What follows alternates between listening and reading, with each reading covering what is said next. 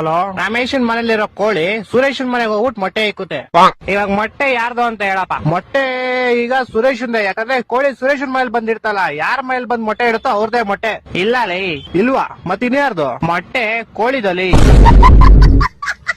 ಈಗ ಒಂದ್ ಆನೆ ಈಜಾಡಕ್ ಕೆರೆ ಒಳಗ್ ಹೋಗುತ್ತೆ, ಆಚೆ ಹೆಂಗ್ ಬರುತ್ತೆ? ಈಗ ಹೆಂಗ್ ಬರುತ್ತೆ? ಹೆಂಗ್ ಹೋಗಿರುತ್ತೋ ಹಂಗೆ ವಾಪಸ್ ಬರುತ್ತೆ. ಇಲ್ಲ ಲೇ, ಮತ್ತೆ ಯಾವ ಆಗ್ಬಿಟ್ಟು ಆಚೆ ಬರುತ್ತಲೇ? ಹೊಟ್ಟೆ ಎಷ್ಟು ಉರ್ಸ್ತಾವ್ರೋ ಆ ಭಗವತ್ನ ನೋಡಿದ್ರೆ.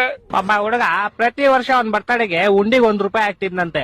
60 ವರ್ಷ ಆದ್ಮೇಲೆ ನೋಡಿದ್ರೆ ಅದ್ರಲ್ಲಿ ಬರೀ ₹12 ಐತಂತೆ. ಹೆಂಗೆ ಅಂದ್ರೆ ಅವ್ನ್ ಯಾರ ಚಪ್ಪಲಿ ಇರ್ತಾನೆ ಎತ್ಕೊಂಡಿರ್ತಾನೆ. ಇಲ್ಲ ಲೇ, ಮತ್ತೆ ಅವ್ನ್ ಬರ್ತಡೆ ಫೆಬ್ರವರಿ 29 ಇತ್ಲೇ. ನನ್ನ ಮಕ್ಕಳು ಒಂದೊಂದಲ್ಲ. ಓಕೆ, ಲಾಸ್ಟ್ ಅಂಡ್ ಫೈನಲ್ ಕೇಳ್ಕೊಂಬಿಡು. ಹೇಳು. ಒಬ್ಬ ಹುಡುಗಂಗೆ ಹೆವಿ ಶುಗರ್ ಇರುತ್ತೆ, ಡಾಕ್ಟರ್ ಅವ್ನ್ಗೆ ಸ್ವೀಟ್ ಬಿಟ್ಬಿಡು ಅಂತ ಹೇಳ್ತಾರೆ. ಅವನು ಲೈಫ್ ಪೂರ್ತಿ ಸ್ವೀಟ್ ತಿನ್ನಲ್ಲ. ಯಾಕೆ ಹೇಳು? ಇದಕ್ಕೂ ಯಾವ್ದೋ ಉಲ್ಟಾ ಸೀದಾ ಆನ್ಸರ್ ಇರುತ್ತೆ ಪಕ್ಕ.